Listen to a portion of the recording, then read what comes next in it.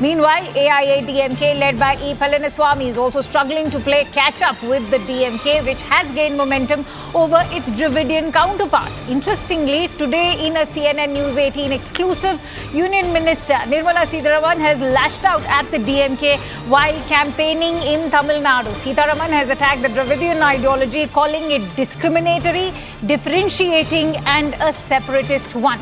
In fact, she counters the DMK's allegation that BJP is a North party by saying that the narrative is part of Dravidian's myth-creating effort. As someone with roots in Tamil Nadu, Sitharaman's attack only seems more plausible, making us consider the question, can Prime Minister Modi's aggressive push in Tamil Nadu challenge dominance of Dravidian parties? As Sitharaman busts the Dravidian myth, can the Lotus bloom in Tamil Nadu? That's the big question we'll be probing tonight. The perception which the DMK and the Congress party tried to build up yesterday also when they had that rally of Rahul Gandhi as well as DMK, the Chief Minister of Tamil Nadu, was that this is a territory which cannot be breached by the BJP. Yet Mission South is something which is very integral to the Prime Minister's ideology, thinking and yours as well. Your thoughts? You think this is a bastion which can be breached and will be breached? Undoubtedly it can be breached. You saw the momentum in the ground. You saw how people are responding today. And yesterday I was in some other parts of Tamil Nadu. I was in the central part, Chidambaram, which is a reserved constituency, just as Avinashi, which is a reserved assembly, part of Nilgiri, which is also, Nilgiri Parliament is a reserved constituency. Similarly, I also went to Thanjavur, which was affected by cyclones. I visited at that time, and the candidate, BJP's candidate, was also somebody who worked in the ground. So the momentum is largely because of the way the large attention which Prime Minister pays to Tamil Nadu, develops it, also brings in the defense corridor, makes sure, you heard all the women talk today about how in their village, most of them have got toilets, they've also got the cooking gas. They are very clear that the house itself is being built by Prime Minister's Awas Yojana and so on. So not only that Prime Minister at his level is giving attention in the larger space, policy space, but also in the ground, execution at the level of the households is all obviously seen. So the myth that has been created that a national party cannot survive in Tamil Nadu was sincerely not attempted to breach by the Congress party. The Congress party has absolutely forfeited its right in Tamil Nadu and is playing only a second fiddle to one of the Dravidian parties, but mostly with the DMK. So, as a national party, Congress party is not able to stand up on its own and say what is in the interest of Tamil Nadu and what is in the interest of the country. Whereas BJP took that approach, saying if the entire country has to develop and we should have reached the level of the third largest global economy, we need to have every state of India develop, and that is why the attention given to Tamil Nadu is purely, even without an MP from here, PM's message is, I want every state to develop, so should Tamil Nadu. The criticism which comes in from the Dravidian parties is that BJP is a North party. It's trying to impose its language, its culture. Would you, as someone who belongs over here, want to issue a clarification on that? 100%. And that is part of the Dravidian myth-creating effort. They always look at North Indians, Hindi. All of us are part of this country. And in this country's history, Tamil Nadu's contribution is not a property of any one party. The DMK cannot say it is us who kept up the Tamil. Absolutely discriminatory, differentiating, and a separatist ideology is the Dravidian ideology. And as a result, you find them always speaking of North versus South, Hindi versus Tamil, or, these outsiders versus local. And they don't, they like to keep it within themselves as though they are the arbiter of who's a native Tamil as opposed to who's come from outside. These are very clear wedges which they drove into the Tamil society. People are clearly rejecting it. And it's for all this, they are not even democratic. They are highly dynastic It's only their family which is seen in politics. Common Tamil people are not seen in DMK's politics. All right, so the big question that we are probing tonight is with the finance minister now busting the Dravidian myth. Will the lotus bloom in Tamil Nadu? Let me now pose that question to our esteemed panelists. Let me introduce them. I'm joined in by Mr. C.R. Kesavan, who is the national spokesperson of the Bharatiya Janata Party. I'm also expecting Mr. Kovai Satyan in some time, who is the spokesperson of AIDMK. But Dr. P. Pullarao, who's a political analyst, joins us. So does Mr. Pranay Agarwal, who's also a political analyst, joining us. I can see Mr. Kovai Satyan has also joined in. Let me, in fact, have Dr. Pullarao, in fact, set the stage for this debate. Dr. Rao, I hope you heard what Nirmala Sitharaman had to say. Her attack is very straight up, calling the DMK a divisive party of playing divisionary politics. And of course, the attack is very straight up when it comes to national interest, because she said that Kachativu was given by then Chief Minister and he acted as a mute spectator when that happened. So how will DMK now tackle such allegations when especially questions of national interests are being posed towards the party? Yes, straight away they have made it very easy for the DMK. The opposition is divided. The ADMK, which was an alternative governing party in Tamil Nadu, has got its own separate front. The BJP has got its own separate front. The opposition is divided. And even last time, the DMK front won 38 of these 39 parliament seats in Tamil Nadu, when there was some kind of a united opposition between the BJP, PMK and DMK. Now the opposition is divided. No effort was made to have an opposition unity, partially at least. When there's such a divided opposition, what is the DMK faces no challenge. By kind of, the opposition has failed in estimating the need for some kind of unity. And therefore, the DMK has a very easy opportunity. Yes, here and there are good candidates of the BJP or people, independent people like Selvam, I agree, or the AMK party, who is the offspring of from that ADMK. They have good chances, 3-4 seats. They were traditionally DMK, BJP strongholds. But the opposition is divided. Let someone tell me that the opposition division makes no impact.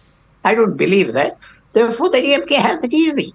What Mrs. Sitharaman has said may be partially true. I won't contest it. The Prime Minister is popular by himself.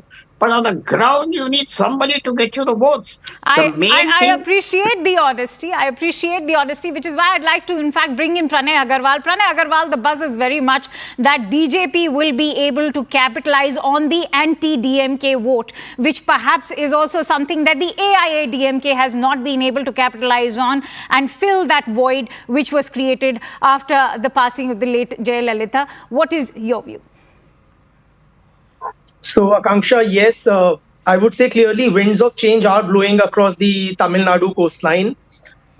In a democracy, people in general, I would say they prefer a richer democracy and, where they have greater choice than when they have less of it.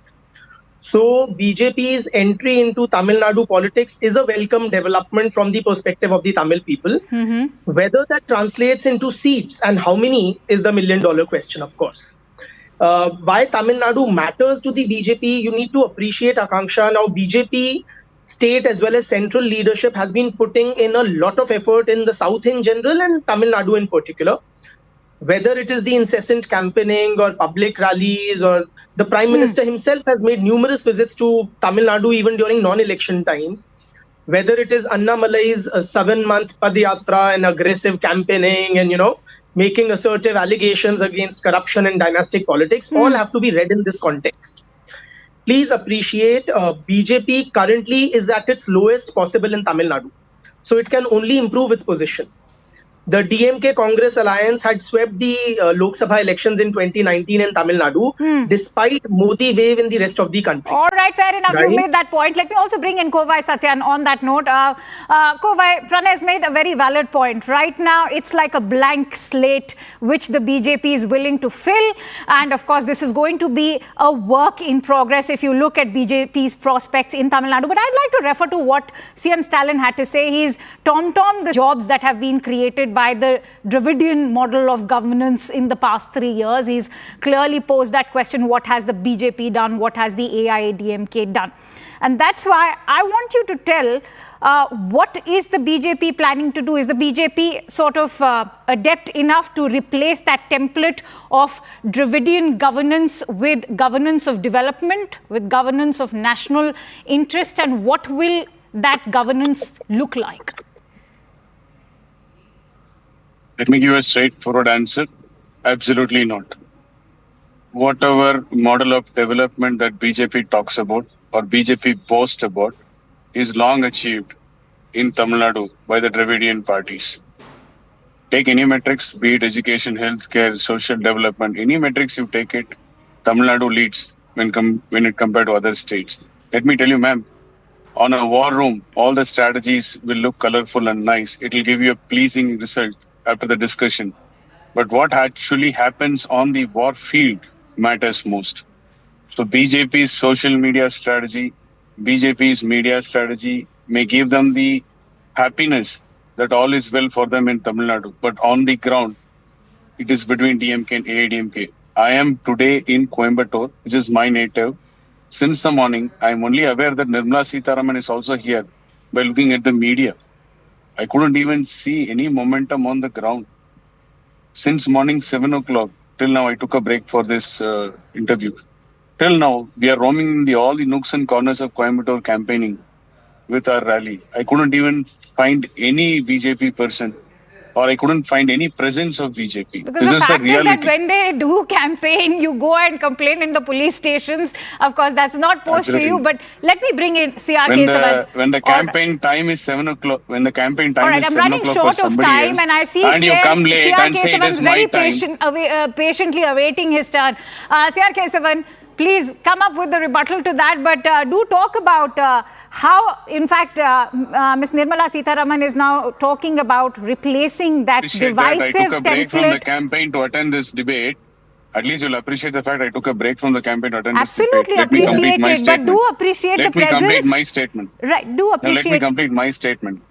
I will come back to you. Mr. CR Kesavan is also awaiting his turn. Let him finish what he has to say. This is an ongoing debate. I will give you time. Yes. First thing is, I'll tell you this. People talked about linear growth and, political changes and parties growing. See West Bengal.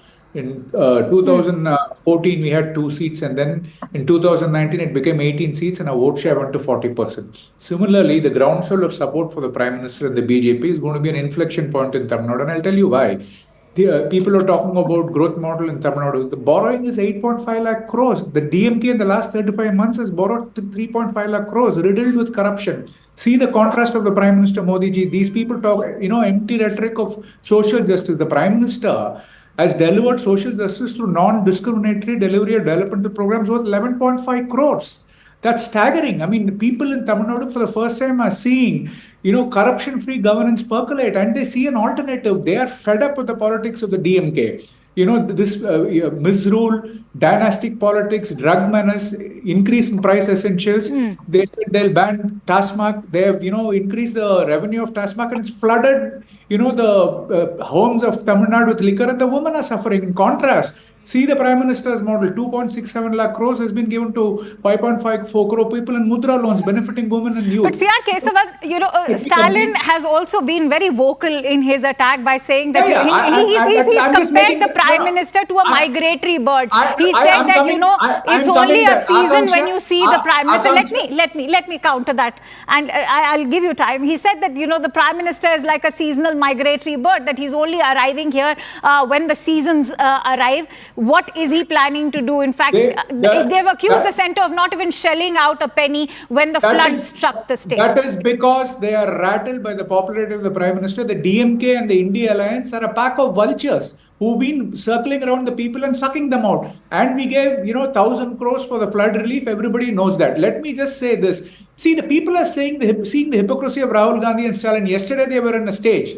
They were referring to themselves as brothers. They talked about saving democracy. The same Stalin was put in jail by, Rahul Gandhi's grandmother during emergency. You think people don't understand that? They talk about saving the constitution. Indira Gandhi's emergency subverted. The constitution, amending the preamble and 40 articles. People see through this. And then the biggest part is they say they're coming to save Tamil culture. When the India Alliance and the DMK attacked Sanatana Dharma, all right, why was Rahul Gandhi quiet? They said Sanatana Dharma is AIDS. Why were they quiet? And Sengol, Sengol comes from Adinam's a traditional Shaivite mud.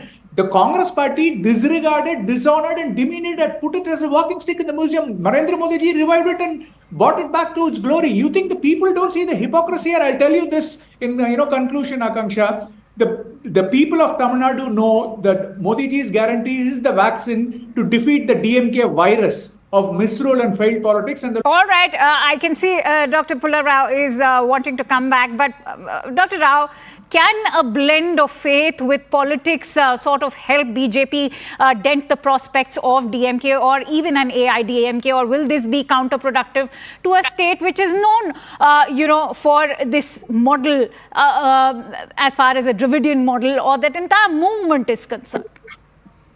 You see, the BJP is growing. It will grow slowly if they are active like this for 10, 15 years. In any state, like Bengal, I think my friend Mr. Kesavan referred to, they've been working there from 96, 98, consistently working, and then they grow slowly. In Tamil Nadu, they started working 5 years ago. There was a big gap. If they work like this, they will capture new voters, and eventually in 15, 20 years or 10 years, I don't want to mention the time, they'll grow and they'll get seats. They need alliances. They need time. If the BJP, will it give up work after the election? Will they continue irrespective of the result? Will new leadership change everything? That depends. They have to work. One last sentence. Uttar Pradesh, the BJP came to power 40 years after the Bharatiya Janata Sangh was founded in 1951. Same thing went to all the North Indian states where they came to power. They took 30 years. To think that BJP will suddenly get seats. But Dr. Rao, in BJP's defense, I must tell you that the DMK is clearly threatened by BJP's prospects over there. Definitely. Because, I'll tell you why. Because we have seen the kind of campaigning that's happening, scan the scam. If BJP or especially Mr. K Annamalai were not a threat, then why did CPIM and CPI functionaries join the DMK in their scuffle with the BJP? Clearly, you're calling names. I agree with you. I agree. They're calling names. The DMK. Dayanidhi Maran is not apologetic about referring to a state president as a joker. Clearly, it's not like the BJP is not coming across as a threat perception for them.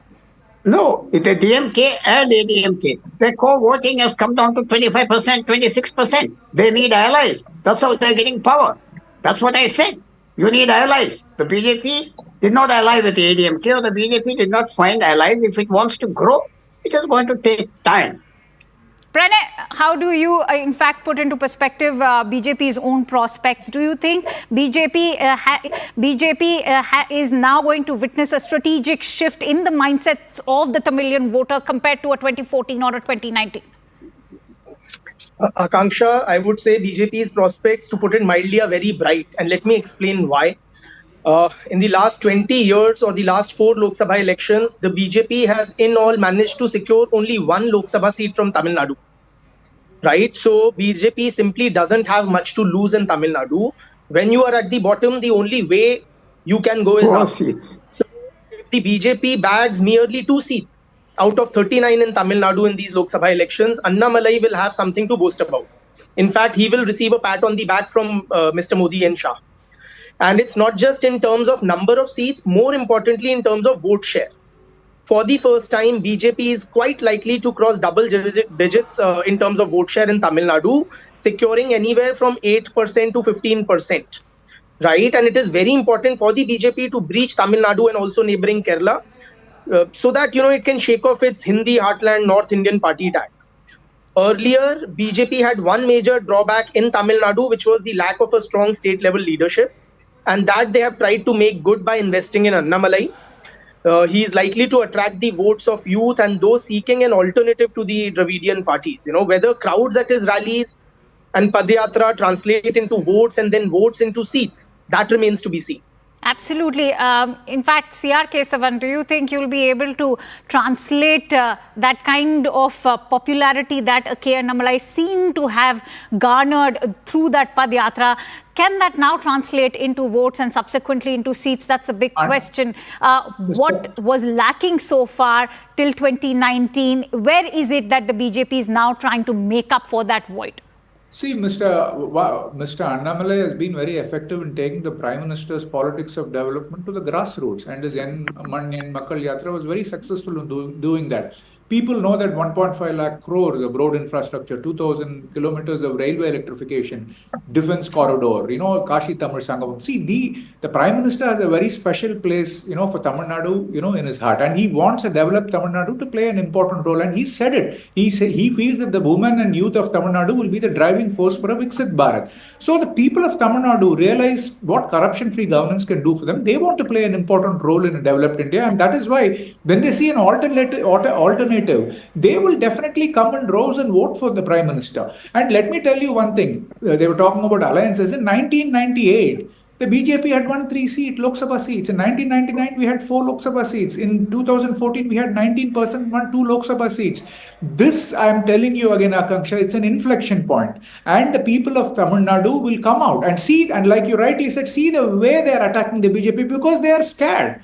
They are despairing defeat, and the reason they were attacking BJP is because they know we are the force to contend with, and the people are backing us. And I'm telling you, the more muck and dirt they throw on our leaders, you saw the way Maran attacked Mr. Annamalai. The Prime Minister has said it beautifully. The lotus blooms in dirt and mud. The more abuse and insults they throw at us, the people of Tamil Nadu will rally behind us, and they'll ensure that the BJP and the Lotus will be successful. I'd like to bring in Dr. Rao because Dr. Rao, Kovai Satyan's just left the debate, goes on to also indicate on what shaky grounds AIADMK is currently standing. Dr. Rao, is this something that is only aiding the BJP forward? Because Dayanidhi Maran has in fact questioned the battle for central Chennai seat, saying that, the AIADMK has really not campaigned enough for their allies candidate because they are an illicit sort of partner to the BJP. How do you react to the AIADMK's own political prospects, especially after Jayalalitha? It stands to the AIADMK's advantage if BJP makes headway, because they look forward to the next elections and DMK is their rival. If there is a dent made in the DMK's number of seats that they won 39, whether BJP wins it or OP Selvam, it will aid AIADMK. Madras Central was a seat held for many, many times by Dayanidhi Maran. There are some complaints about him. Another candidate, BJP candidate, is a well-known person. For 20 years he has been in BJP, etc. And I won't doubt it. If there's some silent understanding or non-understanding, but the AIADMK might not feel it's very strong there. AIADMK did not get many seats in those cities after Jayalalitha's death. Right. Therefore, there is a silent undercurrent of support. There is no silent understanding. There is a silent undercurrent of support from the people. And Dr. Pularauji, there is a pro-BJP vote. And there is no division in the opposition vote. The people are moving towards the BJP because they see that's the alternative. Okay, I'd like to give Pranay Agarwal the closing thoughts on this. Pranay Agarwal, do you think the DMK citadel is currently under siege? And what is chipping at the fortress? Is it the Bharatiya Janata Party or the fact that this is not really a tri-cornered context with a very mute AIADMK, as I can see on my debate also today? Yes, so Akanksha, BJP is the underdog in Tamil Nadu, unlike the rest of the country, and that is to its advantage. BJP is aggressively attacking DMK, but I would say the real target here is the AIADMK, right? Presently converted from a triangular contest between DMK, AIADMK and BJP into a bipolar one between DMK and BJP. So BJP wants to pose itself as the principal challenger to DMK. right? All right. Relegating ADMK to political oblivion. All right. Many thanks to you, gentlemen. With that, I, in fact, would like to arrive upon the conclusion. As they say, no stones are hurled at a fruitless tree. And that also seems to be the case for Prime Minister Modi and Annamalai in Tamil Nadu. Well, we'll know in the days ahead what lies as far as Tamil Nadu's future is concerned. And with that, it's a quick wrap from my end on this Saturday debate. Thank you so much for watching.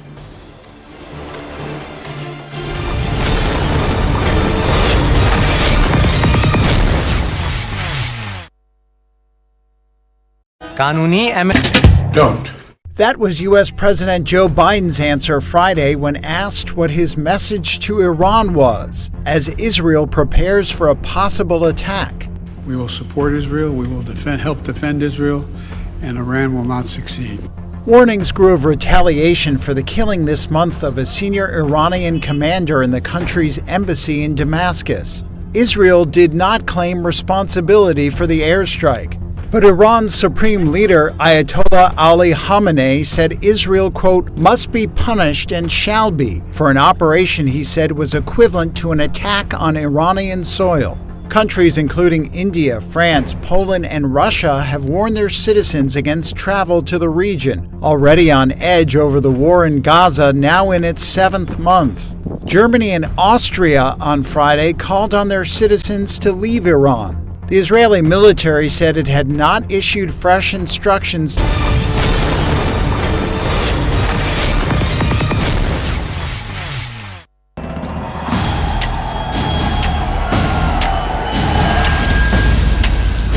Election fever is gripping Tamil Nadu. Maharashtra is going to polls in 5 phases. Crowds are building for the Prime Minister's rally.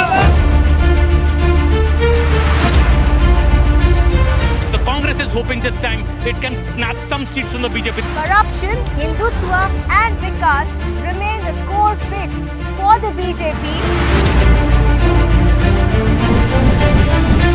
One of the important factors of this election will be the return of statehood. The guarantees of Prime Minister Narendra Modi is resonating with people. Amid this controversy, we are seeing that Rahul Gandhi has arrived at Wayanad.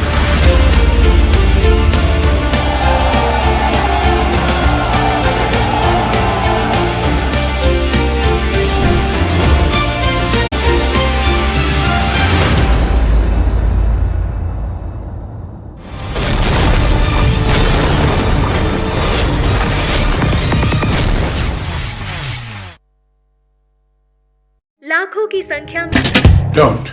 That was U.S. President Joe Biden's answer Friday when asked what his message to Iran was as Israel prepares for a possible attack. We will support Israel, we will help defend Israel, and Iran will not succeed. Warnings grew of retaliation for the killing this month of a senior Iranian commander in the country's embassy in Damascus. Israel did not claim responsibility for the airstrike. But Iran's supreme leader, Ayatollah Ali Khamenei, said Israel, quote, must be punished and shall be for an operation he said was equivalent to an attack on Iranian soil. Countries including India, France, Poland, and Russia have warned their citizens against travel to the region, already on edge over the war in Gaza, now in its 7th month. Germany and Austria on Friday called on their citizens to leave Iran. The Israeli military said it had not issued fresh instructions to civilians, but spokesperson Rear Admiral Daniel Hagari asked people to remain vigilant. We are prepared and are on high alert, both defensively and offensively, and we will know how to both inform the public and deal with any threat. Meanwhile, on Friday, dozens of missiles were intercepted in the sky over the Israel-Lebanon border. The Israeli army said others had fallen in open areas and no injuries were reported. אמרתי שאנחנו בימים מאתגרים. אנחנו בעיצומה של המלחמה בעזה שנמשכת במלוא עוזה. במקביל אנחנו ממשיכים במאמצים שלא נפסקים כדי להחזיר את חטופינו. אבל אנחנו נערכים גם לתרחישים של אתגרים מזירות אחרות, ואנחנו קבענו עיקרון פשוט. מי שפוגע בנו, אנחנו פוגעים בו. אנחנו נערכים לענות על הצרכים הביטחוניים של מדינת ישראל, גם בהגנה וגם בהתקפה, ואני ועם ישראל סומכים עליכם. שיהיה לנו כולנו בהצלחה גדולה.